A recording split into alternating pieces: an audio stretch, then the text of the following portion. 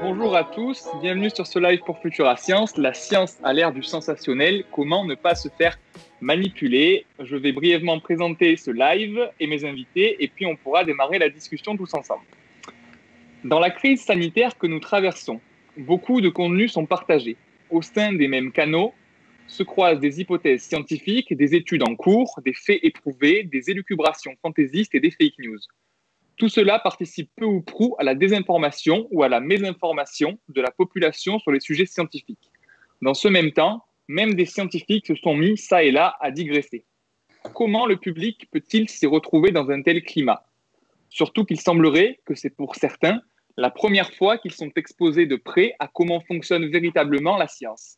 Non pas comme un livre déjà écrit, mais comme un livre qui de jour en jour se construit. Peut-être pouvons-nous y voir plus clair en comprenant mieux ce que sont les sciences, plus particulièrement médicales en ce qui concerne l'actualité, mais aussi la démarche scientifique dans sa globalité et dans les objectifs qu'elle souhaite servir.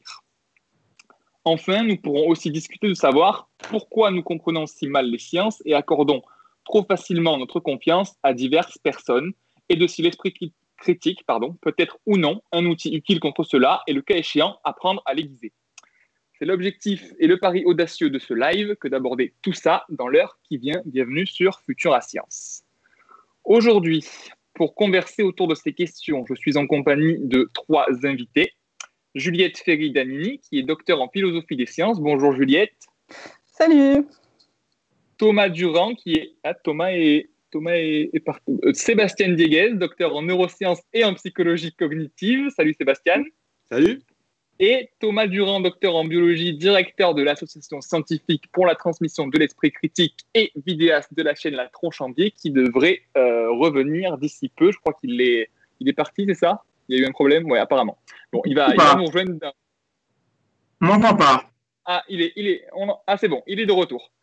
Thomas est de retour, donc je vais te présenter Thomas. Bonjour à toi, Thomas. J'ai raté l'introduction, mais je sais à peu près ce que tu voulais dire.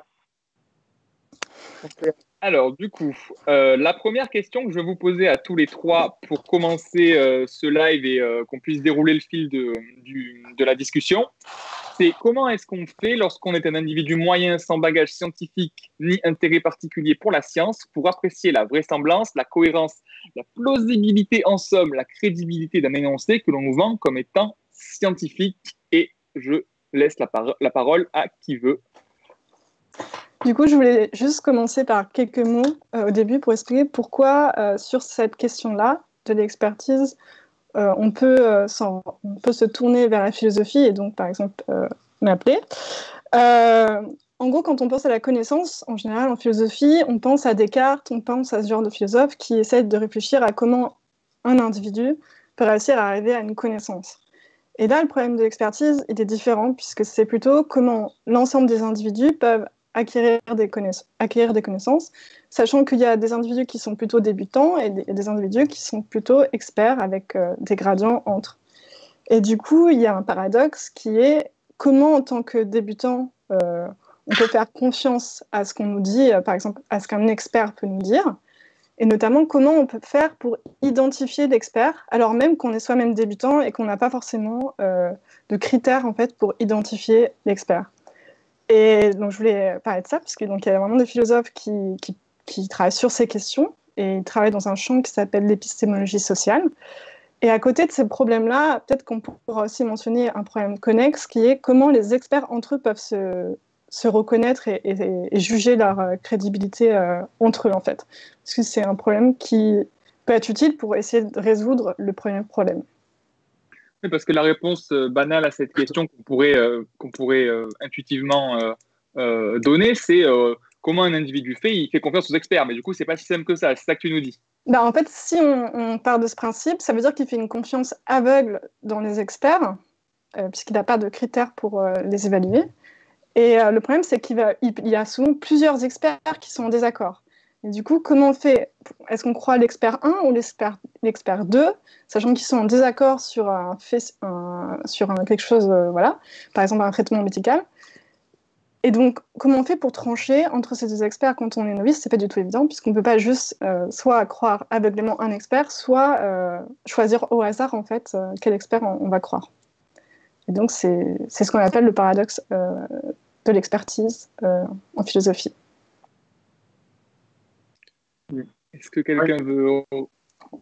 Voilà, j'ai un peu fait un contexte très, très philosophique à ce genre de questions, mais il y a des réponses, que ce soit des réponses un peu philosophiques et des réponses un peu pratiques.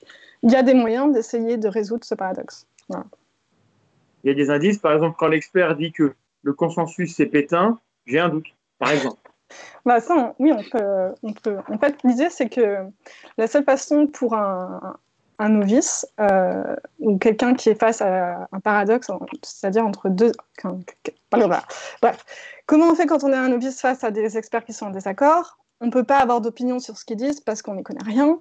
Par contre, on peut essayer d'acquérir des indices, des sortes de preuves empiriques, donc il va en avoir de différentes sortes, qui vont permettre de nous indiquer si finalement ces experts ils sont plus ou moins de la même qualité ou pas. Donc il y a plein d'exemples, tu en as mentionné un, par exemple, est-ce que le track record, est-ce que dans le passé, l'expert en question a dit des choses ou a produit de la science qui était vraie ou qui était solide, ou est-ce que non, au contraire, il y a eu des problèmes dans sa carrière. Voilà, donc il y a différents types de... Dans les deux en même temps, d'ailleurs. Pardon? On peut avoir quelqu'un qui est un vrai scientifique. Raoult en est un. Luc Montagnier, prix Nobel, qui a dit des trucs énormes, a une vraie carrière. Donc, c'est pas des hurluberlus, c'est pas des faux experts. Ah non, mais c'est pour ça qu'il n'y a pas simplement la question de track record, de ce qu'il a fait dans le passé qui compte. Il y a d'autres indices qu'on peut faire intervenir. Et notamment la question de savoir ce que les autres experts, par exemple, en pensent. C'est un faisceau de preuves, en fait, si je comprends ce que tu dis. Un faisceau de preuves pour juger de la qualité. Ouais. Ça va être que des indices. En fait, on ne va pas pouvoir trouver... Enfin, il n'y a pas de... il faut faire ça et c'est bon. De réponse miracle, oui. Voilà, il n'y aura pas de réponse miracle. On peut trouver quelques indices qui peuvent nous aider à nous orienter. Sébastien, tu veux dire quelque chose? Oui, je pense qu'il faut dire d'emblée qu'effectivement, il n'y a pas de solution magique à la question qu'on est en train d'aborder. En témoigne simplement le bazar ambiant et le niveau d'incertitude du grand public, mais aussi le niveau, disons, de véhémence du débat, et aussi le fait qu'on soit aujourd'hui en train d'en parler et de discuter de cette question-là, indique d'emblée qu'il n'y a pas de solution clé en main à ce problème, sans quoi on n'aurait vraiment aucune raison de débattre de ces questions-là. Peut-être qu'un point de concordance qu'on peut déjà établir, c'est que les experts existent. Il existe véritablement des gens qui sont experts dans leur domaine. On peut essayer de définir ce que ça veut dire. Ça soulève la question de qu'est-ce qu'un expert. Juliette a donné quelques indications sur le caractère social de l'expertise. En somme, un expert, c'est quelqu'un qui est décrété expert par d'autres personnes sur la base de certains critères. Mais ça, c'est une approche purement sociale, on va dire, de ce qu'est l'expertise. On dit, toi, tu es un expert. On dit, toi, tu as l'air d'un expert. Il y a aussi une composante, disons que psychologique de ce que c'est que l'expertise. C'est-à-dire que depuis une bonne cinquantaine d'années, et même plus, les psychologues s'intéressent à la psychologie de l'expertise. Qu'est-ce que ça fait de passer du niveau débutant au niveau débutant avancé, au niveau spécialiste et puis ensuite au niveau super expert. En fait, ça change des choses dans la tête des gens. Ça a été particulièrement étudié chez les joueurs d'échecs, par exemple. Vous avez des joueurs d'échecs débutants qui doivent apprendre les règles péniblement, qui ensuite doivent affronter d'autres personnes au jeu d'échecs, s'apercevoir à quel point ils sont nuls, apprendre, jusqu'au jour où vous devenez véritablement un expert. Et à ce moment-là, quelque chose a véritablement switché dans la tête de l'expert. Et donc un expert, pour les psychologues, c'est quelqu'un qui est capable d'avoir une appréhension quasiment intuitive, automatique de son domaine. Par exemple, un expert radiologue peut jeter un seul coup d'œil à une radio et détecter une tumeur quelque part, chose qui est parfaitement invisible aux novices. Donc l'expertise développe des compétences au niveau de la mémoire, au niveau de la prise de décision, et au niveau de la perception même. Vous voyez littéralement les choses différemment que les non-experts. Donc ça peut s'étudier, voir ce qui se passe dans le développement, dans le cerveau, etc. Mais disons que le point à retenir, c'est que l'expert est véritablement une sorte de surhumain dans son domaine, qui a des compétences quasiment supernaturelles, qui sont inaccessibles aux non-experts, et que l'expert, et ça c'est aussi un paradoxe, n'est pas vraiment en mesure d'expliquer aux débutants. Vous voyez ? Mais du coup, là, j'ai l'impression... Parce qu'en fait, le paradoxe dont je parlais, c'était un paradoxe sur l'expertise des experts au sens de personnes qui connaissent des choses, donc des savants. Mais il y a aussi des experts au sens, par exemple, tout ce qui va être musicien, danseur, et probablement aussi des métiers où il y a un peu les deux, tu vois, technique et connaissance.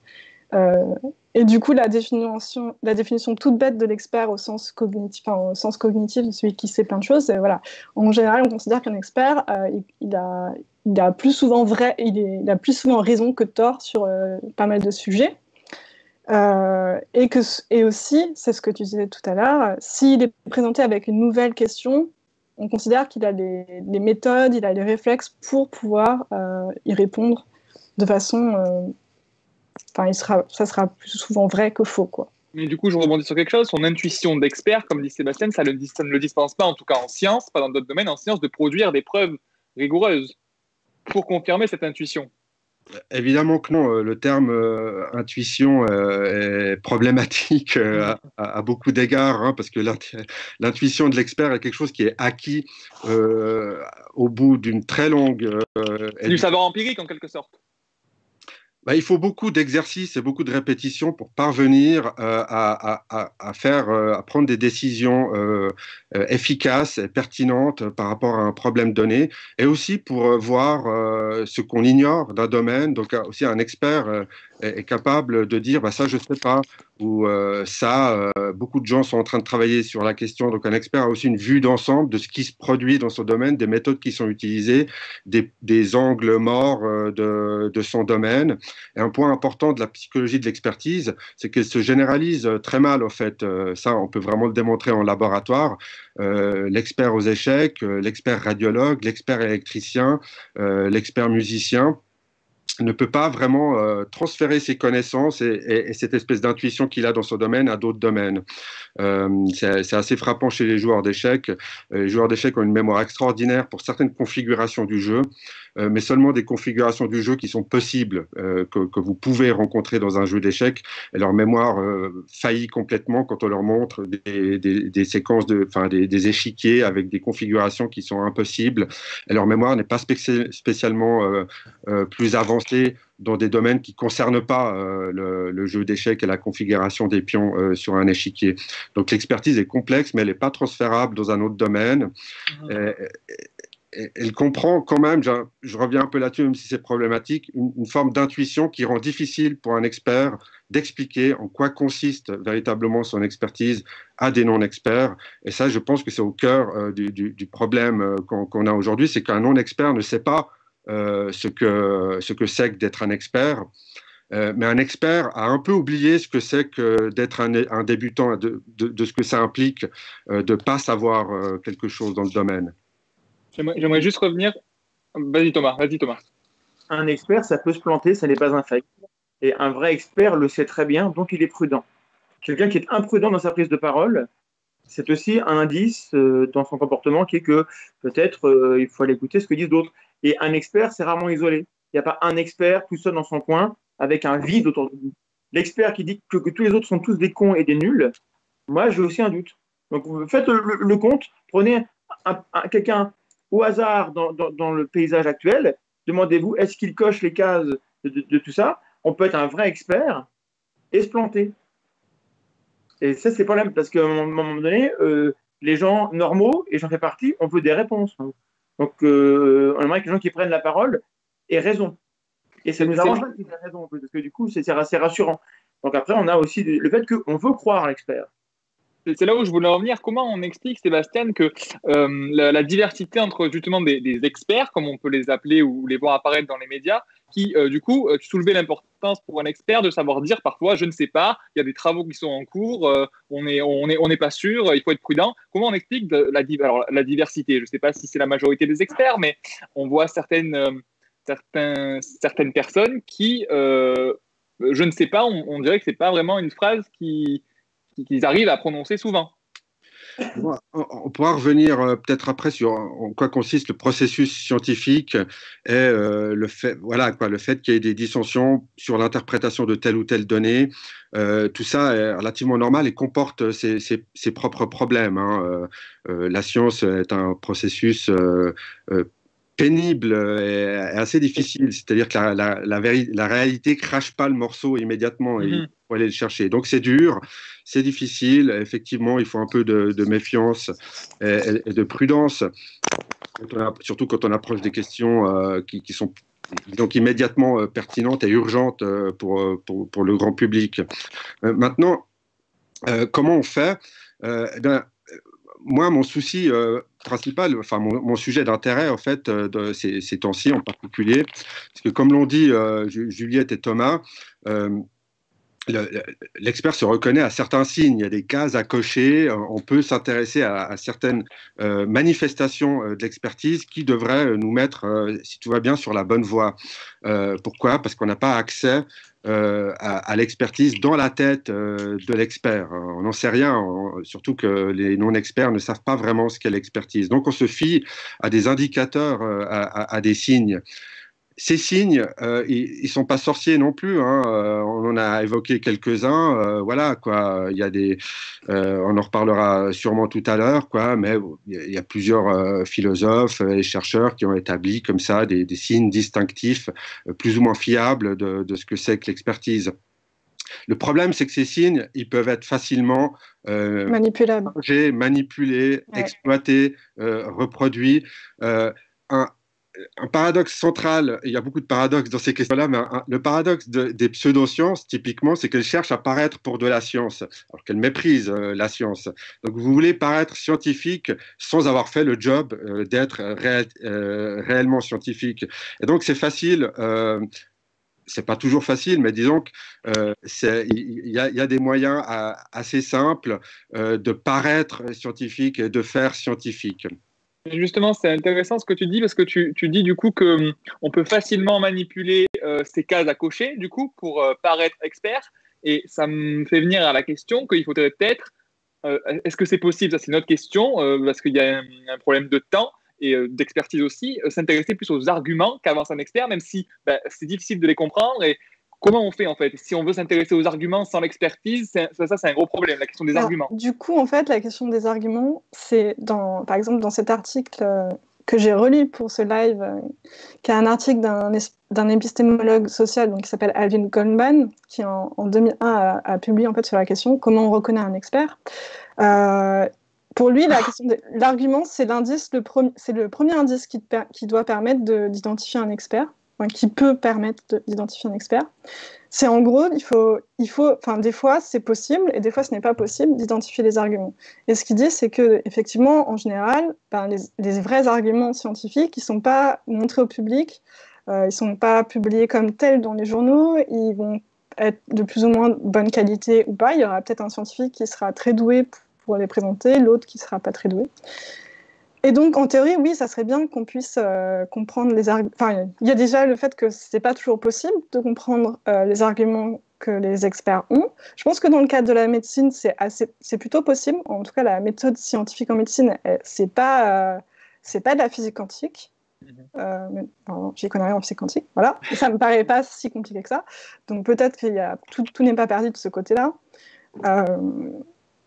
Et donc, il y a l'idée qu'on peut aussi identifier les arguments des autres experts, donc pas forcément de l'expert en question, enfin bref, qu'il faut regarder les arguments un peu partout. Mais ça, c'est identifié comme un des indices possibles pour pouvoir identifier un expert.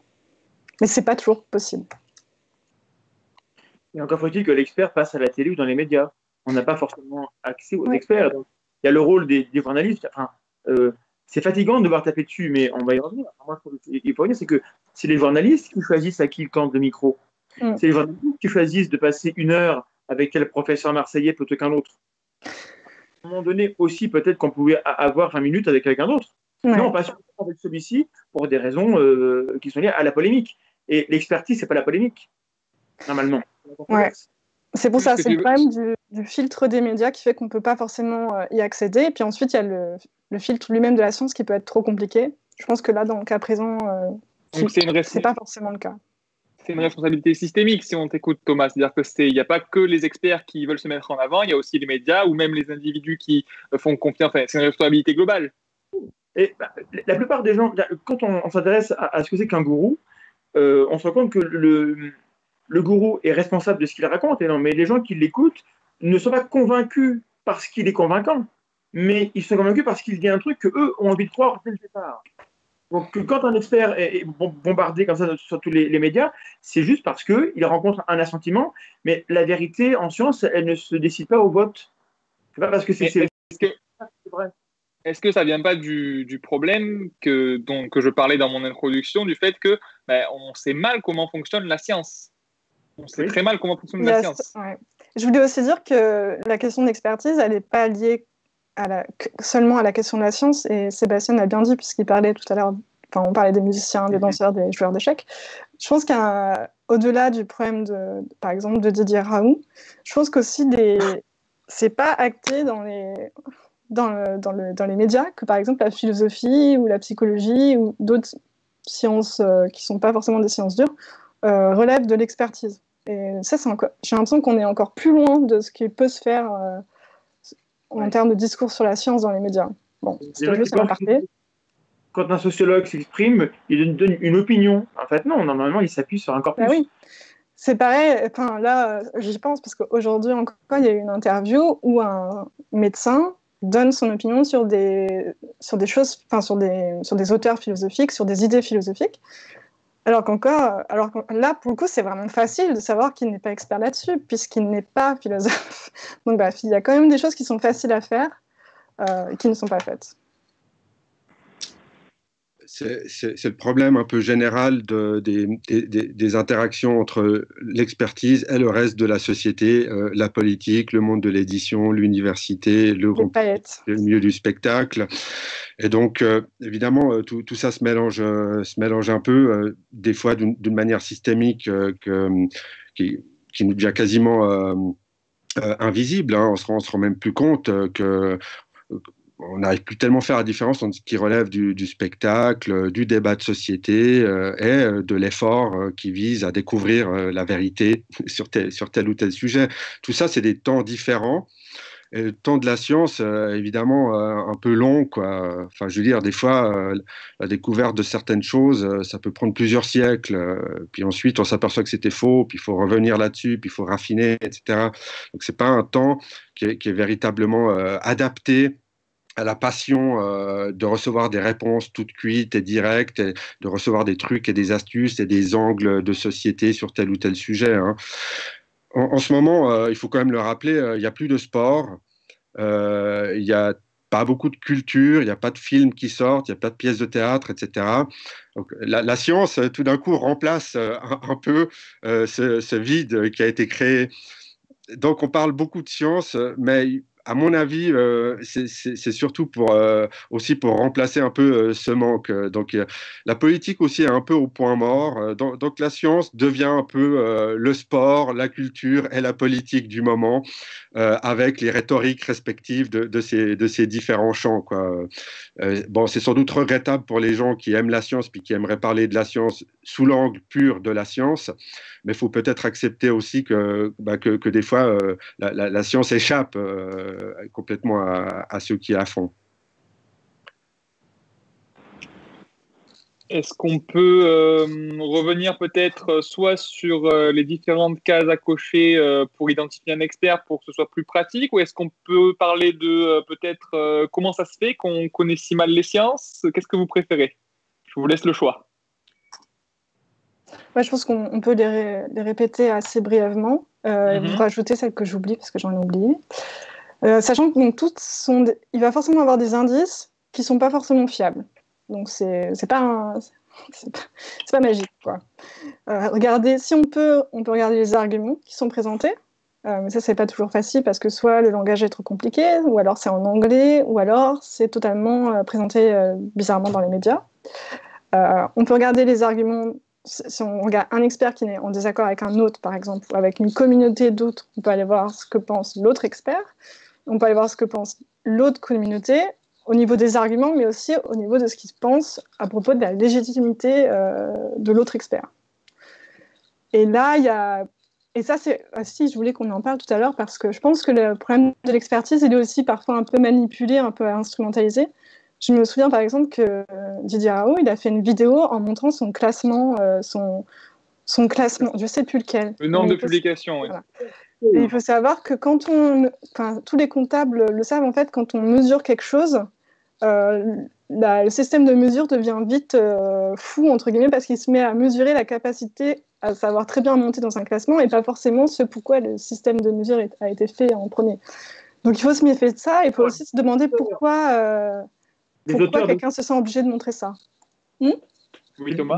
Expertscape le dit bien. Eux, c'est une métrique du nombre de papiers qui sort, pas de leur qualité, ni de la concordance de ce qui est produit par rapport à la parole de l'expert.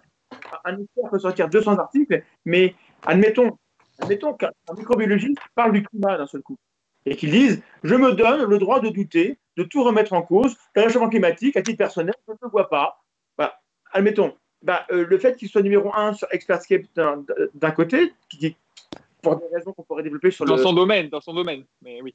Le problème, c'est que quand on reçoit une parole d'un mec en blouse blanche comme ça qui fait autorité, personne n'est armé pour savoir quelles sont les limites du domaine d'expertise de l'expert. Si lui-même s'autorise à en parler au-delà, comment nous on peut savoir qu'il n'est pas compétent? Il faut passer du temps à vérifier. Or, l'expert a pour rôle de passer le temps qu'on n'a pas à savoir. Savoir, c'est coûteux, je n'ai pas le temps de tout savoir. L'expert, il est là pour ça, c'est son job. Si lui outrepasse ça, alors il met en péril tout le système. À un moment donné. Ça n'a plus aucun sens, l'expert. À un moment donné, l'expert A peut parler d'un truc qui n'est pas de son sujet et que l'autre, on n'entend pas. Donc, oui, on est bien sûr, il faut que ça soit... Qu'est-ce qu'on a d'autre, du coup, comme... Il reste d'autres... il y a deux autres critères, enfin indices, qui justement sont liés, puisque un indice qu'on peut regarder, c'est est-ce que l'expert en question est biaisé vers une raison d'être biaisé vers une réponse plutôt qu'une autre. Et ça aussi, j'ai l'impression que ça peut être manipulé. Donc, par exemple, on va beaucoup entendre quelqu'un qui va disqualifier d'autres personnes en disant que la personne est au bot des labos pharmaceutiques. Moi, je sais, on l'a déjà dit, alors que non. Parfois sans preuve, c'est matériel. Voilà. Mais aussi penser que l'indice d'avant, donc tous ces systèmes d'évaluation et de mesure de l'expertise peuvent elles-mêmes biaiser, peuvent être des biais en fait, parce que les chercheurs, ils sont pas tout seuls, ils sont en compétition pour des financements. Et pour aussi ils sont en compétition pour avoir de la notoriété. Donc ça peut être un biais.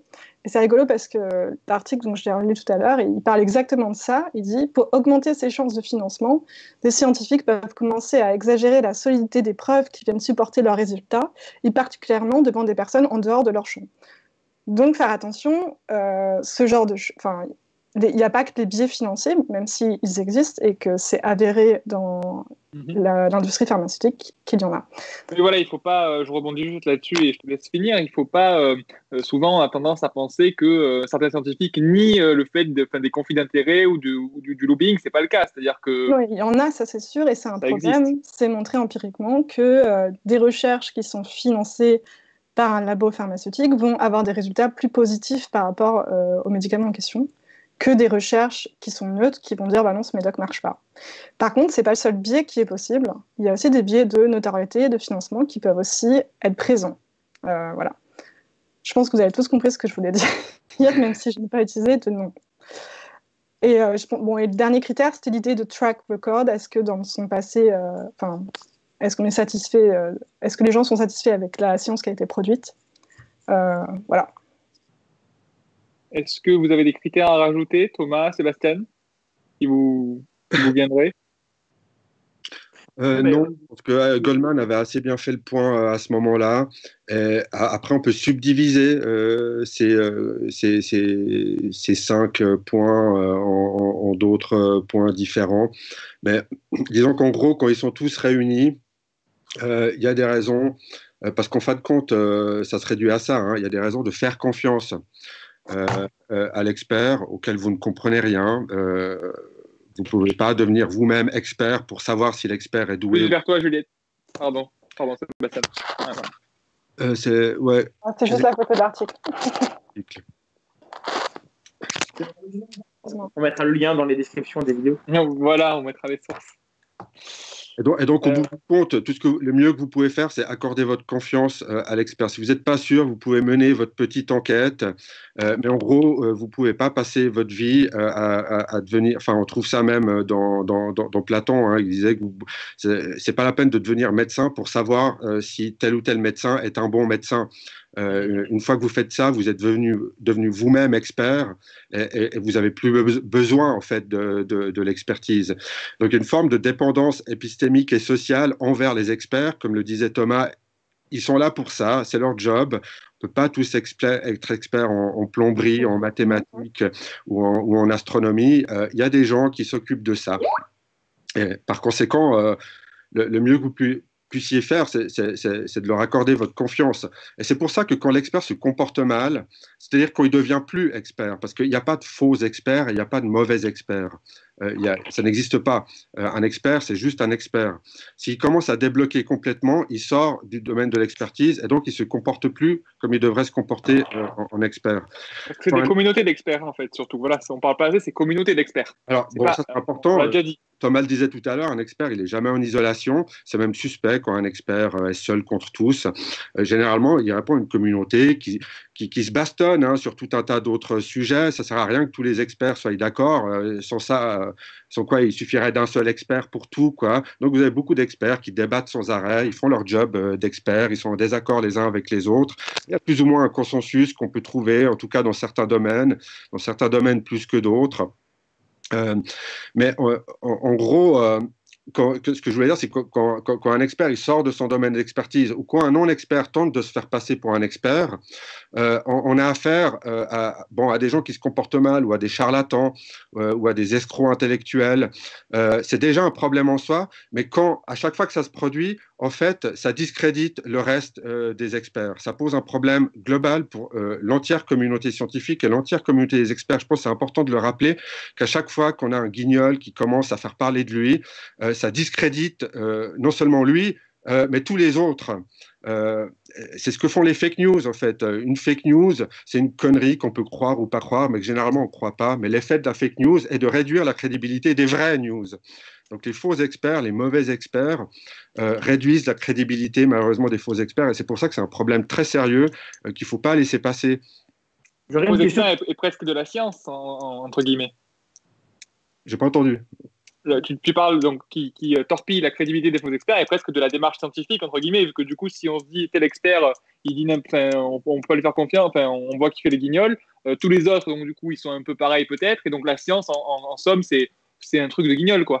Le résultat, c'est un problème qui est bien connu en politique, c'est tous pourris. On peut faire confiance à personne.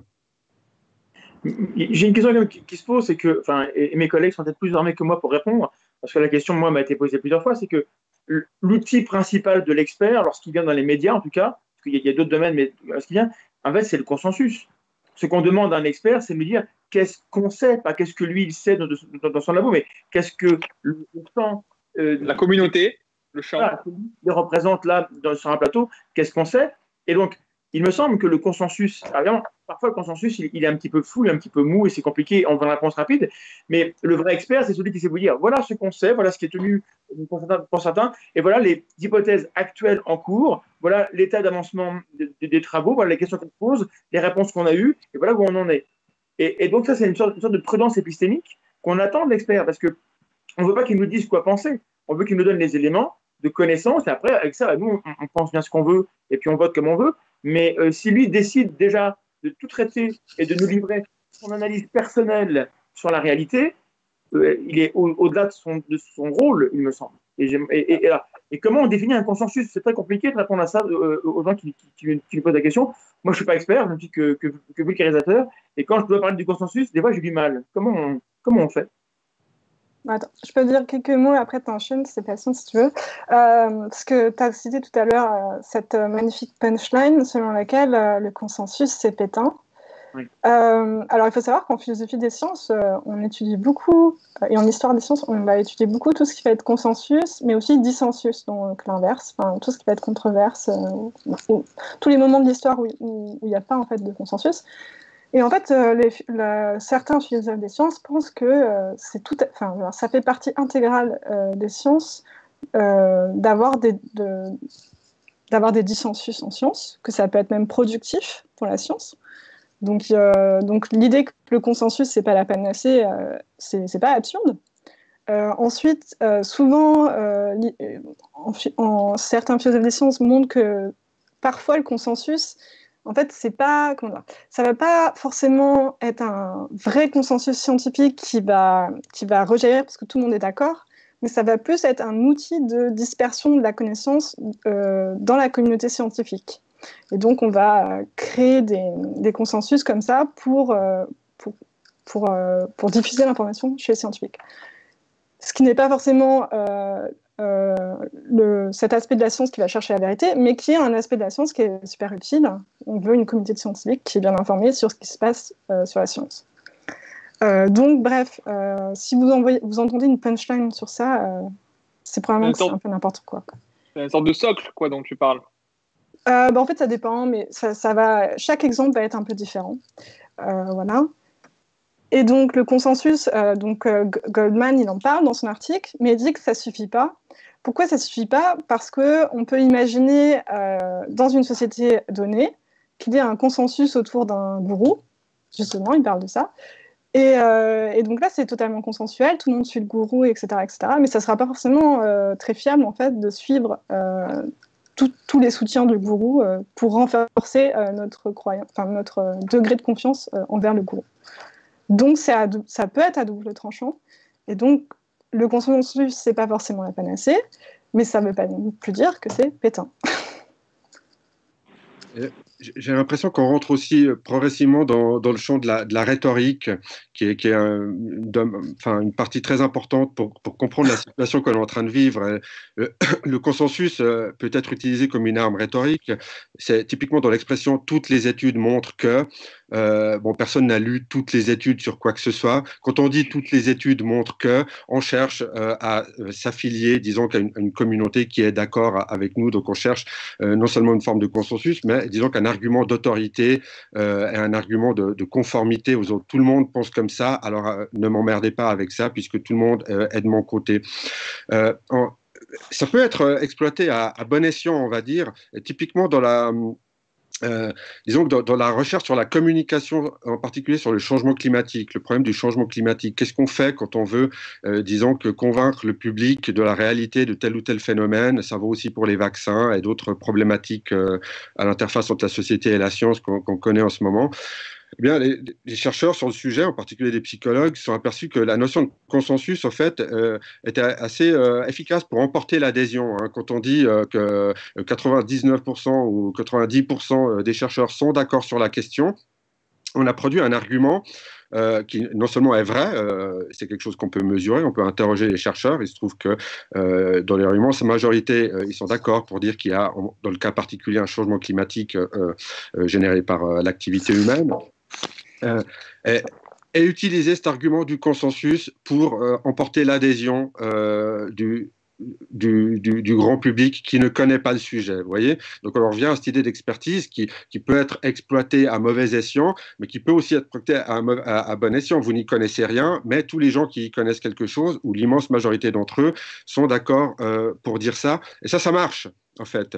Mais il faut rappeler que c'est un argument rhétorique. C'est pas parce qu'il y a un consensus que c'est vrai. C'est vrai parce que c'est vrai. Vous voyez, un consensus peut aussi créer tout un tas de problèmes. Et comme l'a dit Juliette, il y a des effets de gourouification du consensus. Il y a des gens qui ont peur véritablement de donner leur opinion dans un domaine qu'ils croient être consensuel, mais qui en fait l'est pas vraiment.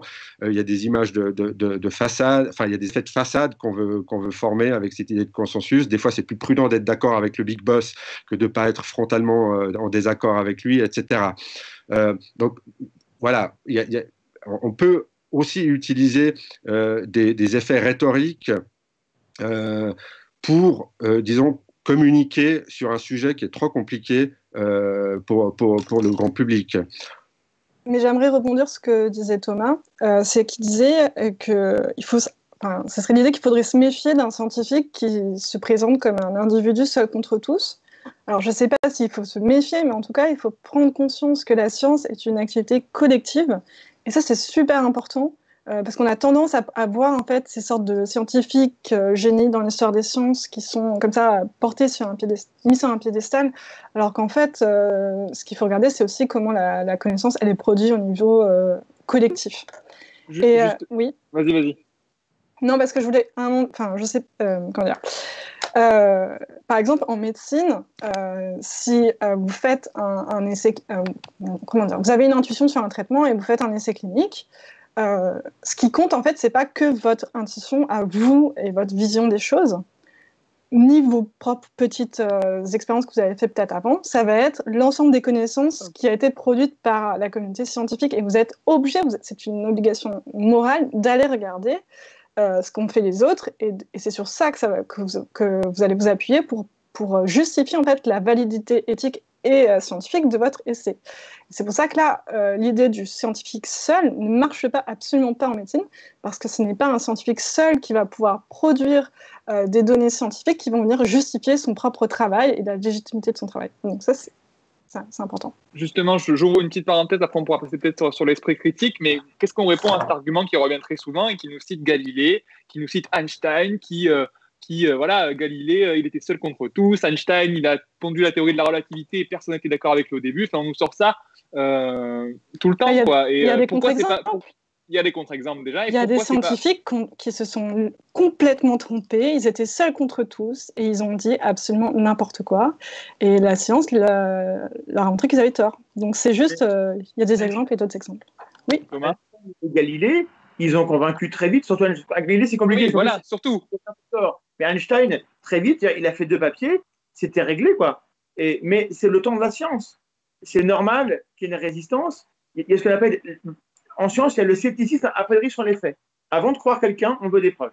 Donc si quelqu'un vient et prétend révolutionner la science, on va revenir sur Montagnier. Luc Montagnier, la mémoire de l'eau, ADN transféré via téléphone, tout ce que vous voulez.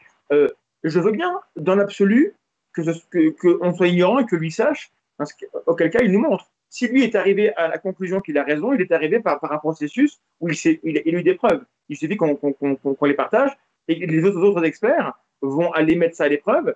Et à un moment donné, tout le monde a intérêt à ce qu'une nouvelle découverte se fasse. Même si des gens ont intérêt à montrer que lui a tort parce qu'il ne l'aime pas, collectivement, on a tous intérêt à ce qu'une découverte réelle arrive, parce que même en termes d'application, imaginez l'application en termes de médicaments, si on peut coder un médicament et le mettre dans l'eau. Alors, ok, les grandes boîtes pharmaceutiques vont couler, mais toutes les boîtes, genre Microsoft, etc., elles, leur intérêt, c'est que ça existe. Donc, quand on fait la moyenne, l'intérêt est toujours du côté de la vérité. Plus ou moins, mais quand même davantage, en termes de découverte sur le réel. Je peux vous donner, si vous voulez, un exemple de grand scientifique qui s'est planté. Parce qu'on a coécrit un article un peu sur ces questions avec des collègues, et un collègue a proposé le nom de Ronald Fisher. Ronald Fisher. Ouais, c'était un grand statisticien, et lui, il pensait, il pensait vraiment que non, le tabac ne favorisait pas le cancer des poumons. Donc voilà. Oui, il n'y a pas que, je ne sais pas qui dans l'histoire des sciences qui avait raison seul contre tous. Et encore, souvent, en fait, on se rend compte qu'il y a beaucoup de mythes en histoire des sciences. Et quand on regarde de plus près, c'est souvent faux. Par exemple, un cas que j'étudie en ce moment, dont on a parlé récemment, c'est Ignaz Semmelweis, qui était un médecin hongrois. Ah oui, tu parles de celui qui a découvert qu'il fallait se laver les mains? Qu'on crédite justement sur la découverte de l'importance de l'hygiène. Enfin, c'est un cas d'histoire de la médecine extrêmement intéressant, mais qui avait été utilisé par des philosophes des sciences. Donc ça, c'est devenu en fait une sorte de mythe. Et ce que des chercheurs ont montré récemment, c'est qu'il était seul contre tous, mais ses arguments étaient si mauvais qu'en fait, on ne peut pas trop en vouloir à la communauté de l'époque de l'avoir rejeté. Et sauf que ce qu'on retient aujourd'hui, c'est qu'il était absolument génial et incompris, et il était seul contre tous. Donc on peut voir aussi qu'il faut se méfier au niveau de l'histoire des sciences. Il y a des choses qui sont montées en épingle qui ne sont pas forcément exactes. C'est ce que disait Thomas, c'est-à-dire que les scientifiques ne sont pas du tout fermés aux hypothèses alternatives, pas du tout. Le truc, c'est qu'il faut les démontrer correctement. Oui, si possible. Généralement, même si ça prend un peu de temps, quand une idée est vraie, elle finit par emporter l'adhésion, hein. C'est normal qu'il y ait des résistances. Il n'y a pas de raison d'accepter un truc nouveau d'emblée comme ça. Il faut quand même regarder de plus près. Il faut s'assurer que ce soit la vérité. Il faut faire des contrôles, etc. Mais la figure du héros seul contre tous, elle est très ancrée dans la culture populaire aussi, hein. Il y a beaucoup de films où vous avez quelqu'un qu'on n'a pas pris au sérieux, puis qui finalement avait raison. Je pense qu'il y a des motifs psychologiques aussi à ça, des motifs culturels, surtout dans des sociétés individualistes. Ça, c'est étudié dans la littérature scientifique en psychologie, ou je pose juste une question comme ça? Oui, alors, les gens sont très sensibles à l'injustice.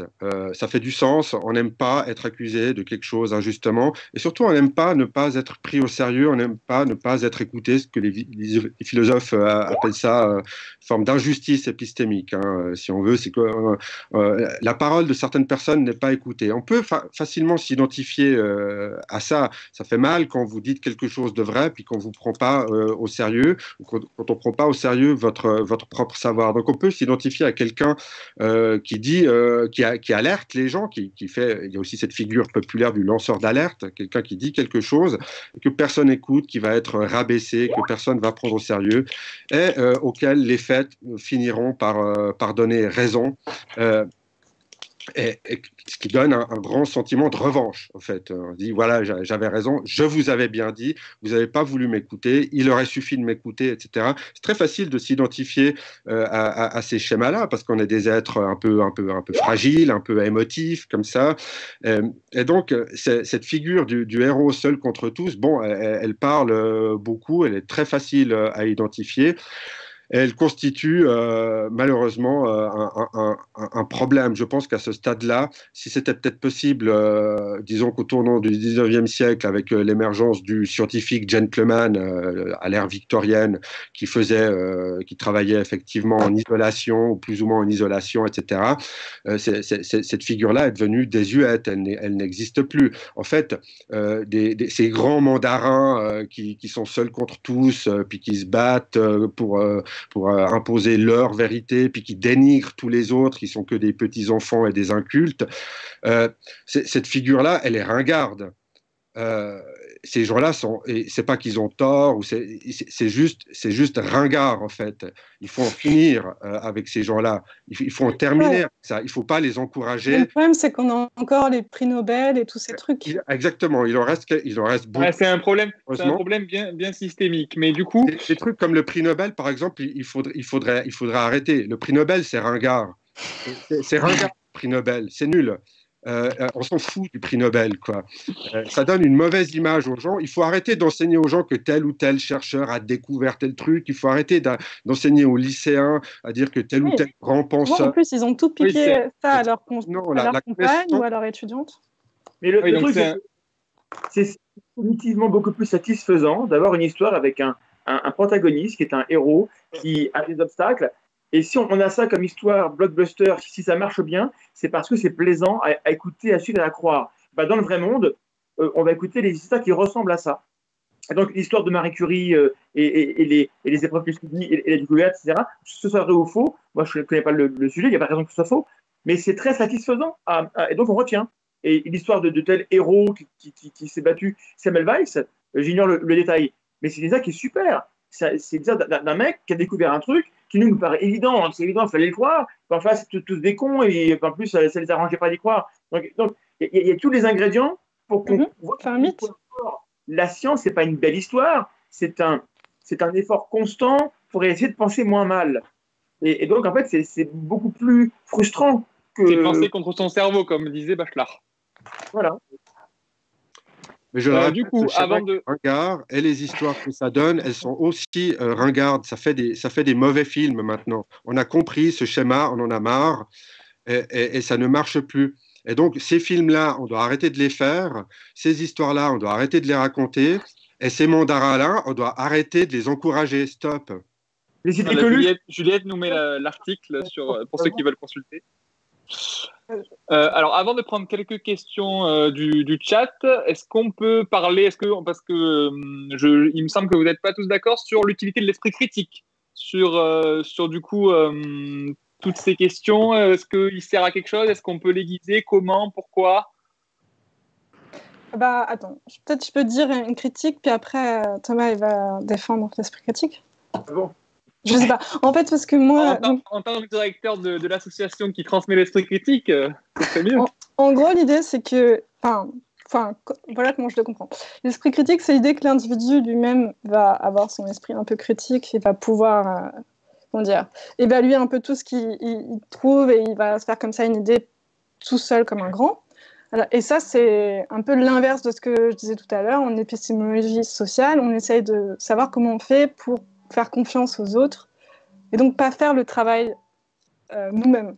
Et donc, il y a une petite tension, à mon avis, à ce niveau-là.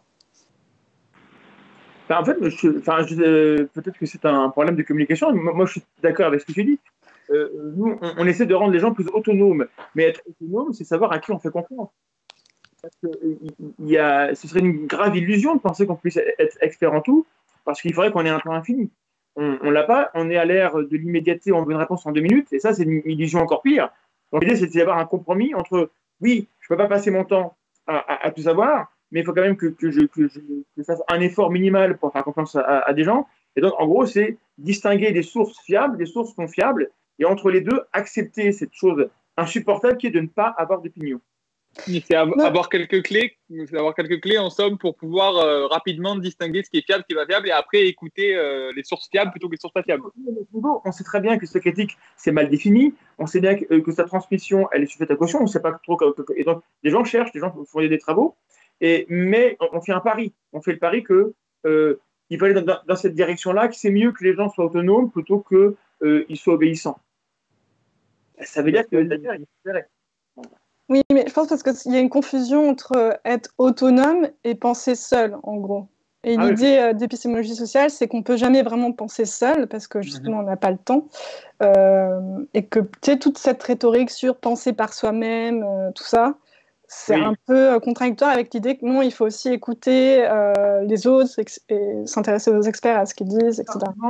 On a du côté des conspis qui disent faites vos propres recherches, et des gens qui estiment qu'en un après-midi, ils vont aller mettre les mains dans Wikipédia, dans Google, et sortir une vérité absolue sur le tétanos, sur l'immigration, sur les frontières, sur le début du monde. Et c'est pas ce qu'on dit. Donc peut-être que du coup, il faut faire la part des choses sur qu'est-ce que c'est que l'esprit critique. C'est ne pas s'illusionner soi-même sur ses compétences. Il faut admettre quand on n'est pas compétent sur un sujet, mais ça veut dire qu'à un moment donné, soit on accepte qu'on n'a pas d'opinion, mais si le sujet est assez important pour que je veuille avoir une opinion, il faut que je puisse choisir à qui je fais confiance. Et je n'ai pas la réponse à ça. On a, comme on l'a dit, on a des indices, on a des alertes, et après, chacun voit un petit peu comme il fait, parce qu'on ne peut pas forcer les gens à être d'accord avec nous. Sébastien, tu veux rebondir? Bon, les êtres humains qui vivent dans des sociétés qui sont devenues très complexes dépendent beaucoup des informations qui parviennent dans leur cerveau. Et des informations qui circulent, il y en a beaucoup. Il y en a vraiment beaucoup trop. Il y a beaucoup de gens qui ont de la camelote à vendre. Il y a beaucoup de gens qui cherchent à imposer leur propre vision des choses. Il y a beaucoup de gens qui préféreraient qu'on fasse ça puis qu'on fasse pas ça, etc. Donc ça fait beaucoup d'informations qui circulent pour des petits cerveaux qui doivent faire le tri dans tout ça. Donc, je veux bien admettre qu'il faut une certaine portion d'esprit critique pour démêler tout ça. Moi, je suis plutôt pessimiste, au fait, sur le potentiel, disons, de bien décrire, définir, circonscrire ce que serait l'esprit critique qui parvienne à faire ces choses-là. Pour les raisons que j'ai dites avant, on peut faire semblant d'être un expert, on peut mettre en avant des signes qui donnent l'impression qu'on est un expert, mais en fait, ça marche un peu pour tout, hein. On peut donner l'impression d'être quelqu'un de confiance, on peut donner l'impression d'être modeste, on peut donner l'impression d'être sérieux et grave, etc.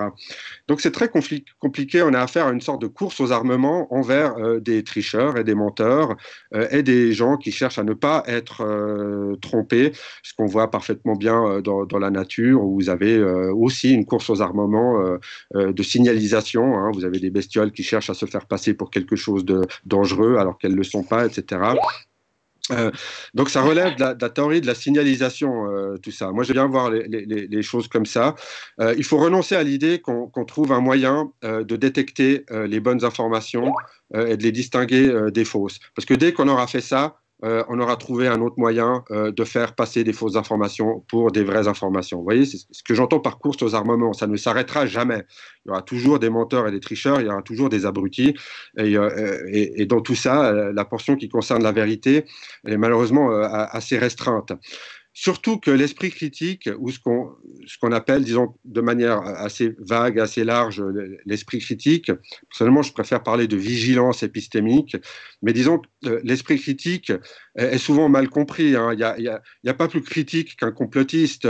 C'est des gens qui se considèrent comme faisant preuve d'esprit critique à longueur de journée. Et le parce qu'ils font plus confiance à personne. Voilà, c'est ça qu'ils comprennent comme esprit critique. Moi, j'ai donné un cours d'esprit critique à l'université pendant toute une année. J'aime bien commencer par une image vous savez, du cercle des poètes disparus où tous les élèves sont sur la table et ils se révoltent contre l'ordre établi. Et désormais, ils vont penser par eux-mêmes loin des schémas froids et rigides de l'enseignement académique. Ils vont être libérés grâce en particulier à la poésie. Ils sont tous debout sur la table. Est-ce que c'est ça l'esprit critique? Généralement, je commence par cette image-là. Ensuite, on fait tout le cours sur les arguments fallacieux, les biais cognitifs, etc. Tout le bazar. Résultat, à la fin de l'année, il y a un étudiant qui est venu vers moi, il m'a dit « J'ai trouvé ça super, l'esprit critique, ça me parle et tout, j'aimerais travailler avec vous. » Et ça m'a pris un moment de m'apercevoir qu'en fait, ce qu'il voulait faire avec moi, c'était un travail basé sur l'esprit critique pour discréditer la parole de ceux qui admettent l'existence des chambres à gaz. Vous avez bien saisi, pas ceux qui rejettent ou qui nient l'existence des chambres à gaz, mais ceux qui pensent que ça a eu lieu. Ils pensaient que grâce à l'esprit critique, ils pourraient montrer la mauvaise foi de ces historiens qui pensent avoir démontré l'existence des chambres à gaz. Donc voilà à quoi peut servir l'esprit critique. L'esprit critique, une fois que vous l'avez, une fois que vous pensez être critique, vous pouvez développer des arguments très attrayants, très séduisants, très intello, etc., pour défendre de la merde. Alors peut-être Thomas rebondit, après on prend quelques questions quand même. Oui, mais juste parce que là, vas-y. Le principe d'essai critique, je veux quand même le défendre. C'est-à-dire que, évidemment, moi, quand j'enseigne, quand j'en parle, je commence par dire aux gens qu'ils partiront du cours aussi biaisés qu'en y rentrant. Et que la première étape de l'essai critique, c'est d'admettre que c'est un horizon auquel on n'arrivera jamais et que, évidemment, on va continuer à penser un petit peu mal. C'est pas grave, parce que dans l'ensemble, on se démerde plutôt bien. L'espèce humaine progresse lentement, pas assez vite, elle fait beaucoup de merde, mais on progresse. Donc, cette idée que, comme les gens ont toujours dit de la merde, alors ça sert à rien de faire des efforts, une chose qu'on pourrait entendre dans ce que tu dis, c'est pas ce que tu dis, que, évidemment non, je pense qu'il faut s'armer, il faut continuer, c'est un effort, c'est Sisyphe, on doit apprendre tous les jours le fait que, attention, aujourd'hui, on va penser mal, donc soyons vigilants, tu as évoqué la vigilance épistémique, c'est totalement ça. Et l'essai critique, ça n'est jamais quelqu'un qui, tout seul dans son coin, peut juger les autres sur un pédestal et dire « moi, j'ai raison, les autres ont tort ». Ça, c'est Raoult. C'est l'inverse de ça, s'il peut faire. C'est justement dire « moi, je peux me tromper au moins en tant que les autres. Donc d'abord, je suis prudent sur ce que je crois. Je vérifie pourquoi je crois ce que je pense. Est-ce que les sources que j'ai consultées sont solides ?» Et d'abord, c'est contre moi-même que je dois m'exercer à être prudent. Si on ne fait pas ça, comme tu dis, on prend les outils, on les utilise pour cracher sur les autres et on a l'impression qu'on a fait le job. Donc non, et ce critique, d'abord, c'est penser contre soi. Et si on n'a pas compris ça, alors on est dans autre chose. Oui, alors, très brièvement, je fais juste... Vas-y, finis, après on prend quelques questions. Voilà. je suis tout à fait d'accord avec ça, mais c'est pas quelque chose qu'on acquiert, disons, avec une forme de méthode qu'on donnerait aux gens. Depuis le temps que je m'intéresse aux biais cognitifs, aux arguments fallacieux et tout ça, maintenant, j'en suis arrivé plus ou moins à la conclusion. Je rejoins les philosophes pour défendre ce qu'on appelle les vertus intellectuelles, les vertus épistémiques. Il faut vouloir penser contre soi, il faut avoir la motivation, et en définitive, ça relève d'un trait de caractère, d'une forme de personnalité qui est disposée à faire cet effort-là, parce qu'on a en soi des vertus de patience, de rigueur, d'humilité, etc., qui nous conduisent à nous interroger là-dessus. Si vous n'avez pas ça, moi je pense que... il faut les développer. Foutu. Un trait de caractère. Alors, je pose la question en toute modestie. Trait de caractère, il me semblait juste avoir lu dans je ne sais plus quel ouvrage de je sais pas si c'était de la psychologie ou de la philosophie, qui disait que c'était quand même une hypothèse comment dire, peu étayer les traits de caractère en psychologie. Juste en deux secondes, vu que tu en parles. Oui, j'ai utilisé le mot caractère et personnalité, mais c'est généralement pas ce qui est utilisé par les philosophes en question. On parle, okay. Je veux dire, je ne veux pas faire la distinction maintenant entre attitude, personnalité, etc. Plutôt une attitude générale, une disposition à percevoir les choses d'une certaine manière, voilà, qu'on aurait acquise pour une raison ou une autre. Hein, c'est pas très clair exactement comment ça marche, mais enfin, on sait tous qu'il y a des gens qui ont des traits de caractère, de personnalité, d'attitude, qui ont des visions du monde différentes. Et je pense que ce qu'on appelle l'esprit critique souvent est confondu simplement avec une certaine disposition à vouloir s'engager sur cette voie-là, plutôt que l'inverse. C'est pas la méthode de l'esprit critique qui va vous faire voir les choses d'une manière réaliste. Moi, je pense que ça vient plutôt d'une disposition de départ qui est relativement mystérieuse et qu'il faut avoir. Ok. Je vais me fonder sur les mystères. Du coup, on va prendre une première question. Elle est pas mal, la première question. Oui, Anthony Fardet, salut Anthony, nous demande il faudrait déterminer pourquoi les experts se contredisent. Qu'est-ce qui sous-tend ces contradictions? Je pense que je voulais juste partir de cette question pour parler de la médecine et de la recherche médicale.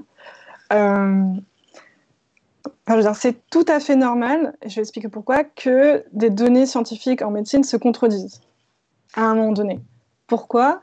Parce que ce que les études cliniques, les essais cliniques essayent de capter, des mécanismes, quelque chose de causal, c'est extrêmement difficile de le démontrer.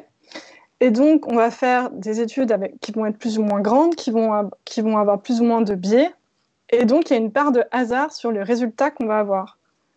Et ce hasard, c'est ça qui va créer des contradictions, pour le dire vraiment simplement, des contradictions au sein des données scientifiques, en tout cas en médecine. Et les experts, à ce niveau-là, ils ne vont pas forcément être en contradiction au sens où ils vont chacun défendre leurs propres données. Ce n'est pas forcément ça. Et donc, ce qu'il faut retenir, c'est qu'il y a forcément des désaccords et des choses qui se contredisent en science parce que c'est extrêmement compliqué, difficile, et le hasard intervient. Moi, j'ai une vision un peu plus cynique des désaccords. Parce que Juliette a évidemment raison. Hein. Oui, là, je parle en théorie. Après, il y a d'autres choses. Il y a des raisons, disons, objectives d'être en désaccord en fonction des données qu'on trouve, des méthodes qu'on utilise, de l'interprétation des résultats, etc. Mais il y a aussi des préférences personnelles qui interviennent, des facteurs un peu plus psychologiques, on va dire. Mais moi, c'est quelque chose que m'a dit le philosophe Daniel Dennett quand je l'ai rencontré à 2 reprises. Et il m'a dit le job du philosophe qu'il est, un philosophe des sciences, philosophe de l'esprit, c'est de trouver quelqu'un qui a tort et de lui expliquer qu'il a tort dans la littérature scientifique. Voilà, quelqu'un fait un article et tu réponds à cet article en expliquant qu'il a tort et ensuite la personne répondra, etc. Mais il dit aussi qu'il faut parfaitement défendre la position adverse avant de la dégommer. Oui. Mais ce qu'il voulait dire par là, c'est qu'il y a une sorte de business de l'expertise hein, une sorte comment dire, de milieu social de l'expertise. Si vous êtes expert, c'est pas dans votre intérêt d'être parfaitement en accord avec un autre expert, sans quoi on n'a pas besoin de deux experts qui disent la même chose. On n'a pas besoin de vous. Vous devez vous distinguer d'une certaine manière ou d'une autre, et donc vous fabriquez en tant qu'expert des motifs de dissension qui ne sont pas nécessairement totalement illusoires ou factifs, mais vous êtes encouragé dans la voie de produire quelque chose d'original et de différent, ou de mieux, ou de plus précis que ce que quelqu'un d'autre produit. Donc vous produisez du désaccord, du fait même que vous êtes dans un système compétitif avec des ressources limitées d'expertise. Le progrès peut venir de là, c'est sûr, hein, mais il peut aussi y avoir des impasses complètes et des blocages qui se forment du simple fait que les gens sont en désaccord, on va dire, de manière artificielle les uns avec les autres. Au début de ma carrière, un chercheur renommé en psychologie m'avait dit, écoute, si tu veux poursuivre dans ce business, il faut te trouver un ennemi. Tu trouves-toi quelqu'un avec qui tu n'es pas d'accord et tu écris des articles pour dire qu'il a tort, etc. Ensuite, tu verras, il va te répondre et puis ça te fera 4-5 articles à la suite. Ouais, non, mais ça, c'est plutôt... Donc, je ne sais pas si ça s'applique dans toutes les sciences.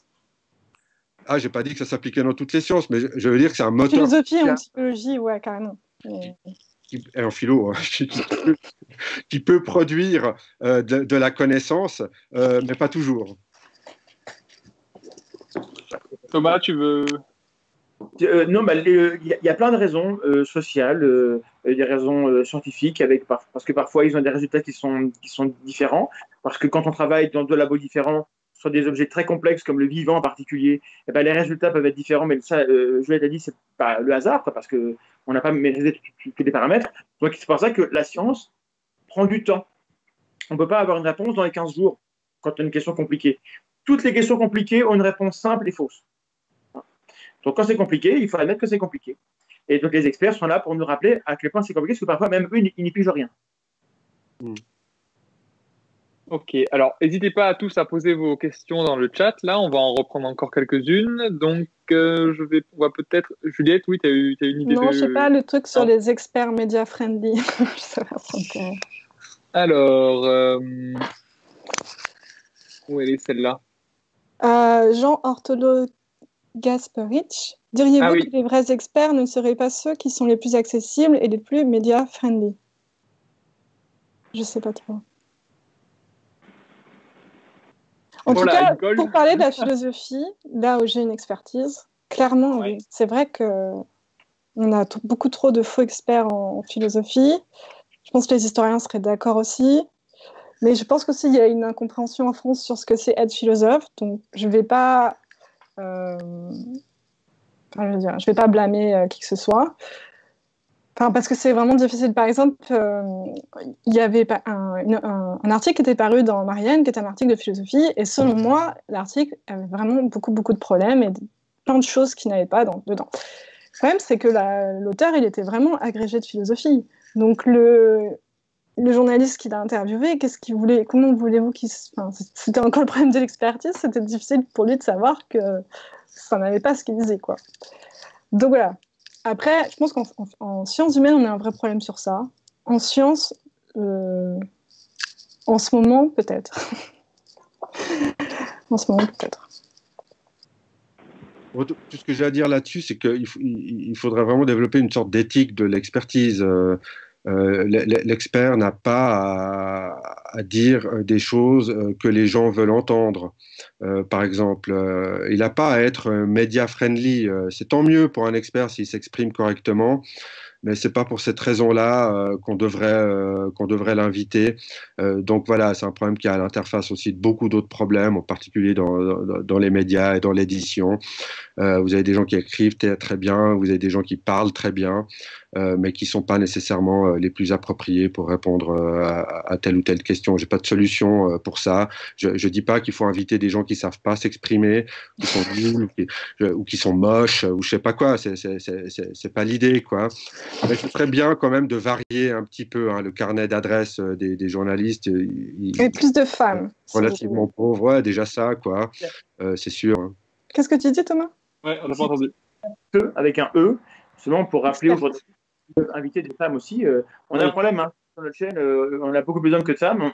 on fait ce qu'on peut. Ouais. Mais l'expertise est genrée dans la représentation des gens. Oui. Voilà. Le problème aussi, c'est que les journalistes, j'y reviens, c'est des humains, donc c'est compliqué aussi pour eux de distinguer un vrai et un faux, Juliette l'a dit, mais parfois, c'est pas compliqué. Pourquoi Stéphane Bourgoin a fait une guerre pendant 30 ans à la télé et dans les médias, personne n'a jamais vérifié. Ce mec est un mythomane absolu. Hein, on a fait un live dessus il y a quelques temps. Les grands médias enfin se rendent compte qu'il y a un problème. C'est ce monsieur qui est censé être un expert en criminologie, qui a écrit plein de bouquins, qui a fait des interviews. Et on se rend compte que l'essentiel de ce qu'il raconte, il l'a inventé, c'est du bullshit, jusqu'à des événements tragiques de sa vie dont on se demande s'ils sont vrais ou pas. Et voilà. En 30 ans, personne n'a posé la question. Et ce mec est invité partout. Et ben, combien d'autres sont comme lui? Combien d'autres là tremblent parce qu'on évoque Bourgoin, que eux, ça leur arrive? Combien d'autres sont passés à travers la maille du filet? Voilà. Nous, on a évité que Aberkan devienne ce genre de personnage quand il a commencé à faire carrière dans les médias. C'est bon, il n'est plus dans les médias. Bon, il continue à faire ses conneries à côté. Mais les Bogdanov continuent à être invités partout. Les psychanalystes partout sur les plateaux télé sont experts de quoi, on se demande. Philosophes. Les philosophes, pareil. Est-ce que BHL, est-ce qu'on ferait ont des choses à dire qui sont en lien avec ce qu'on produit en connaissance en philosophie? J'ai des doutes. Quand Onfray dit que Raoult a la ligne directe avec la vie, enfin, il parle de théologie, il a raté de marche, qu'est-ce qu'il arrive? Enfin, c'est compliqué. Il parle de Nietzsche. Il y a vraiment c'est les journalistes, et pour des raisons diverses et variées, ne font pas le job. Oui, les journalistes, c'est global. Désolé, Julien. Oui, non, mais non, parce que c'est pas tous les journalistes, voilà, il faut le dire. C'est pas le monde tous les. Pas à jour par rapport à ça. Mais ça fait partie d'une culture, en fait. C'est quelque chose qui n'est peut-être pas très bien développé en France, la culture de l'expertise, et notamment sur tout ce qui est sciences humaines. Il y a des racines profondes, ça remonte à loin, cette affaire-là. Mais typiquement, moi, j'utilisais le mot expert au masculin jusqu'à présent. Qu'est-ce que vous voyez quand vous entendez le mot expert? Tapez philosophe dans Google Images, s'il vous plaît. Oui, par exemple. Enfin, mais simplement, bon, Google, c'est un truc. Le cerveau des gens, quand vous entendez le mot expert, eh bien, vous pensez généralement à un homme, et on peut le démontrer, il y a des expériences, à partir de l'âge de 5 ans ou de 5-6 ans, les petits garçons et les petites filles, quand on leur demande qui c'est qui est vraiment très, très intelligent pour résoudre ou pour jouer à tel jeu, etc., choisissent plutôt des hommes. Je pense qu'au-delà de l'aspect du genre, il y a des phénomènes intersectionnels qui remontent plus loin.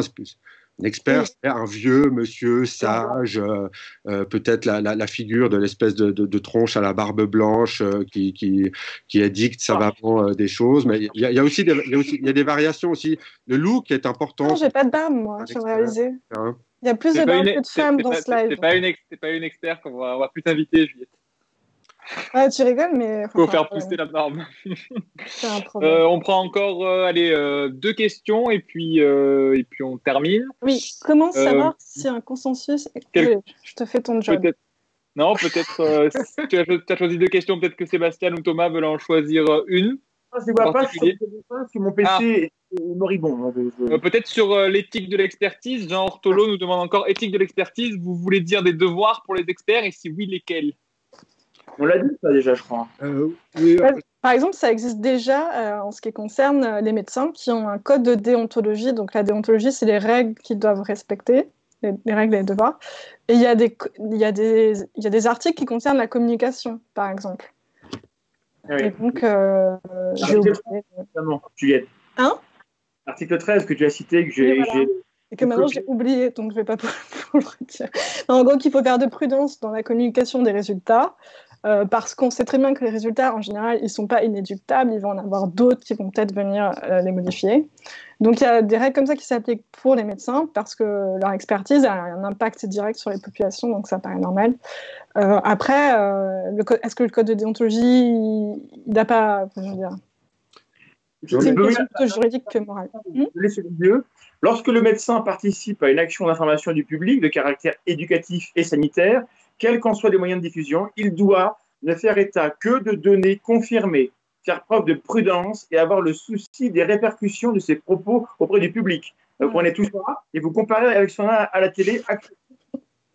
Une éthique de l'expertise, la première chose, c'est de prendre conscience qu'on est en train de s'exprimer en tant qu'expert. C'est OK d'inviter des gens un peu fantasques, des baroudeurs, des trucs comme ça, qui viennent là pour donner leur opinion, pour faire des prédictions et des choses comme ça. Mais quand on parle en tant qu'expert, en fait, il faut vraiment... Donc, l'éthique première de cette forme d'expertise, c'est de ne pas parler pour sa pomme. On est en train de parler pour son domaine.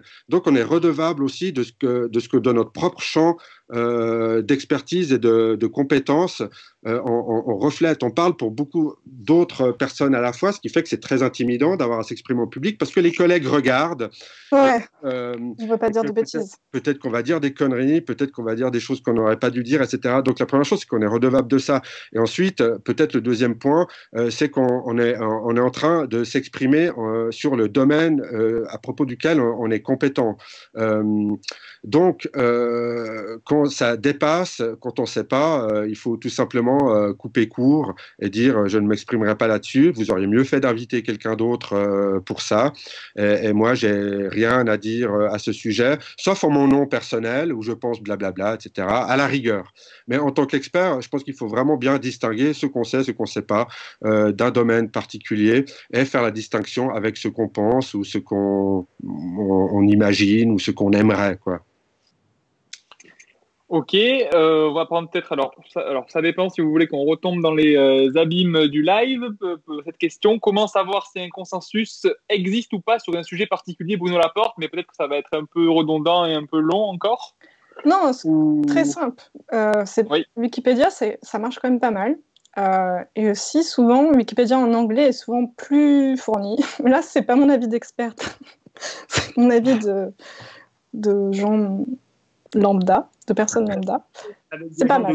Wikimedia, c'est vrai qu'il y a beaucoup plus d'articles en anglais. L'idéal, c'est de comparer les deux. C'est de parler plusieurs langues et de comparer, parce que les sources peuvent varier un petit peu, et Wikipédia n'est pas une source, et Wikipédia, et en première approximation, c'est ce qu'il y a de plus fiable, disponible. Après, au-dessus, il y a l'expert.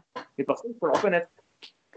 Et il faut éviter par exemple, si on fait une interview d'un expert, ou on demande directement l'avis d'un expert, il faut essayer de voir d'autres experts, parce que, comme on l'a vu, les experts ne sont pas toujours d'accord. Voilà. Il y a, juste pour finir, la dernière, Mathieu Marchand qui dit « La démarche scientifique semble revêtir un caractère d'humilité. S'éloigner de l'humilité serait s'éloigner de la démarche scientifique, ça serait un indice de repérage de charlatan. » C'est assez juste, il me semble, même si c'est peut-être un peu simpliste. Moi, je pense que j'ai envie de revenir là-dessus parce que c'est un truc qui m'interroge, parce que je suis d'accord avec ça, et notamment, je sais dans mon domaine, en philosophie, il faut vraiment faire preuve d'humilité. Et en même temps, faire une carrière académique, ça veut aussi dire se vendre et se mettre en avant pour que les gens lisent nos recherches et pour qu'ensuite on puisse avoir un job. Bref, et ce qu'il faut savoir aussi, c'est que l'humilité, le manque d'humilité va être très mal reçu quand on est une femme, beaucoup plus que quand on est un homme. Enfin, bref, il y a des biais genrés et à ce niveau-là aussi. Donc le fait de toujours dire il faut absolument tous être humble et ne pas faire d'autopromotion, ça peut avoir comme effet de renforcer la position de ceux qui sont déjà, en fait, qui n'ont pas besoin de tout ça, puisqu'ils ont déjà l'autorité. Donc voilà, c'était juste une réflexion comme ça, personnelle, sur les dangers de trop en faire sur l'humilité et l'anti-autopromotion, parce que ça ne fait que renforcer ceux qui sont déjà en position de force. Thomas, Sébastien, un dernier petit mot? Mais c'est quand même mieux. C'est quand même mieux d'être. Donc c'est un indice. Comme on l'a dit, il n'y a pas un critère. Un faisceau de preuves. La pensée critique, c'est aussi faire le deuil des réponses faciles. Il n'y a pas de réponse facile. Vous ne saurez pas, après cette émission, beaucoup mieux qu'au début. On vous aura donné des trucs, en fait, et puis si vous allez ailleurs, vous en aurez d'autres. Vous n'aurez que des indices, et c'est à vous d'avoir une bourse à outils avec plein de curseurs, et de voir, et de mesurer ce que vous avez par rapport aux curseurs les plus pertinents. Et à vous d'arranger les curseurs, qu'est-ce qui vous paraît plus important, qu'est-ce qui vous paraît moins important, et vous verrez à l'usage. Et en heuristique, par essai-erreur, vous verrez, là je fais confiance, boum, et bien j'ai eu tort. Mais il vaut d'abord faire confiance plutôt que rejeter tout le monde. Ouais, mais je suis bien d'accord avec toi, mais là la question c'est sur l'humilité. Et je sais que par exemple, si on s'exprime en tant qu'expert ou en tant qu'experte, j'arrive plus à parler, experte dans mon cas, on peut, en tant que femme, se faire vraiment... on va avoir des messages « Ah là là, sois plus humble, tu n'y connais rien par rapport à monsieur le grand scientifique, mais bidule le truc. » Donc, ça peut un peu backfire dans certains cas. Oui, moi, ce que vient de dire Juliette, je pense que c'est vraiment très important. J'ai dit avant que la figure des grands héros sur d'eux ou qui se battent jusqu'au bout pour faire éclater leurs idées, etc., ça demande une bonne dose de confiance en soi, d'aplomb. Et de courage, on va dire, en quelque sorte. Et c'est quelque chose qui est très valorisé. La confiance en soi, il y a des études là-dessus. Dans le doute, dans l'incertitude, à compétence égale, on va valoriser la personne qui met plus en avant sa confiance, le fait qu'elle ait confiance en ce qu'elle est en train de dire. Bon, ça fait du sens, il y a des raisons probablement rationnelles pour faire confiance aux gens qui ont confiance en eux-mêmes. Mais j'ai envie de dire qu'il faut en finir avec cette culture-là parce qu'en fait, il n'y a pas vraiment de corrélation entre compétence et confiance en soi. La corrélation est d'ailleurs quasiment inverse. Et donc, si on continue à valoriser les gens qui ont confiance en eux, on court au désastre et on peut l'observer assez fréquemment.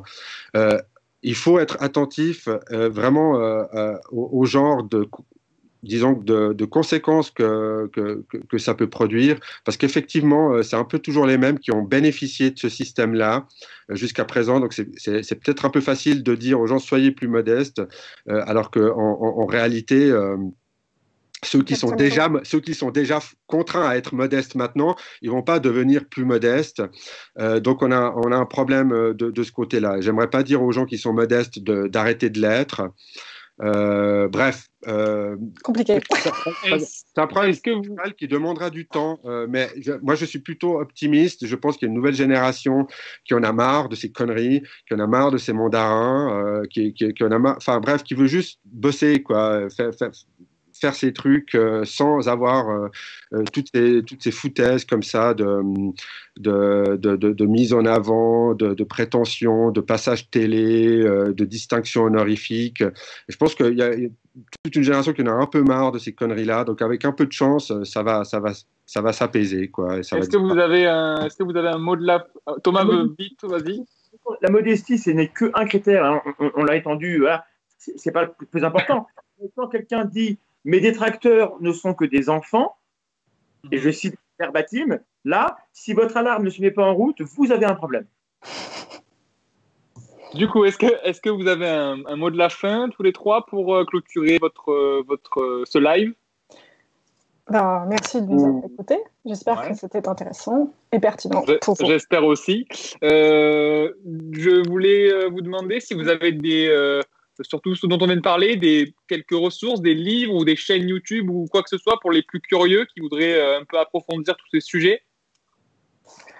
Pour ceux qui voudraient regarder des bonnes vidéos YouTube sur la philosophie, je conseille toujours la chaîne de Monsieur Phi. Donc c'est Monsieur PHI. Il fait vraiment des vidéos de très très bonne qualité. Vous pouvez y aller les yeux fermés. Enfin, c'est des vidéos du coup. Bon, bref. D'autres ressources? Je conseille pareil, mais pas les yeux fermés. Méfiez-vous de lui, mais en gros c'est du bon. C'est très bon, c'est tout. Et faites varier vos sources d'information. C'est-à-dire que le principal problème des gens, c'est qu'on va consommer que les choses qui nous font plaisir. Apprenons tous, allez écouter un petit peu les gens qui ne nous font pas plaisir. Parce que peut-être que dans l'eau, il y aura des trucs intéressants qui pourront nous faire changer d'avis.